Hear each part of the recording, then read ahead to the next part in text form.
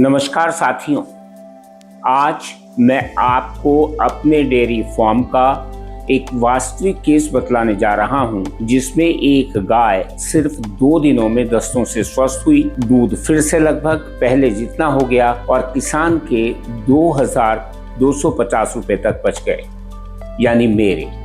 16 जुलाई 2026 को मैंने अपने केयर टेकर मोतीराम जी से पूछा, आज दूध इतना कम क्यों आया है? उन्होंने कहा, सर, गाय को सुबह से दस्त हैं। यह गाय रोज 8 लीटर दूध देती थी, लेकिन आज केवल 2 लीटर दूध दिया है।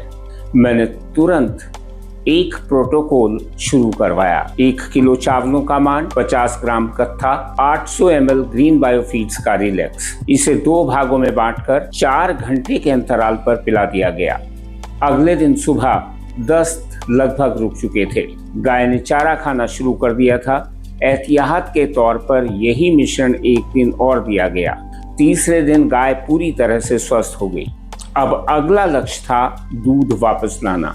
मैंने 2 किलोग्राम ग्रीन बायोफीड्स का प्रोलेक्टैम लिया और उसमें 2 किलोग्राम गुड़ मिलाकर उसके 20 हिस्से बनाए और 10 दिनों तक एक हिस्सा सुबह और एक हिस्सा शाम को दूध निकालने से 20 मिनट पहले खिलाने की सलाह दी। चौथे दिन से दूध बढ़ना शुरू हुआ और 8वें दिन तक दूध उत्पादन लगभग 8 लीटर प्रति दिन पहुंच गया।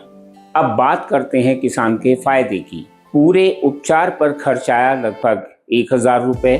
दस्त के कारण कुल 36 लीटर दूध का नुकसान हुआ, जिसकी कीमत लगभग 1440 रुपये रही, यानी इलाज और दूध दोनों को मिलाकर के आर्थिक नुकसान हुआ 2440 रुपये का।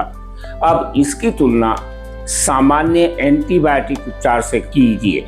ऐसे मामलों में उपचार लगभग 5 दिन चलता है और पशु को पूरी तरह सामान्य होने में लगभग 8 दिन लग जाते हैं। दवाइयों पर खर्च आता है लगभग 1500 रुपये का।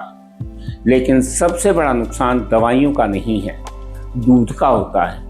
उपचार और आवश्यक विड्रॉल पीरियड के दौरान निकला दूध प्रयोग में नहीं लाया जा सकता। यदि यही गाय प्रतिदिन 8 लीटर दूध देती हो तो लगभग 64 लीटर दूध यानी करीब 2560 रुपए का नुकसान हो जाता है, जिसको हमें बहाना पड़ता है। इसके बाद दूध उत्पादन सामान्य करने के लिए प्रोलेक्टैम और गुड़ पर लगभग 620 रुपए का अतिरिक्त खर्च आता है, यानी कुल आर्थिक प्रभाव लगभग 4680 रुपए का पड़ता है।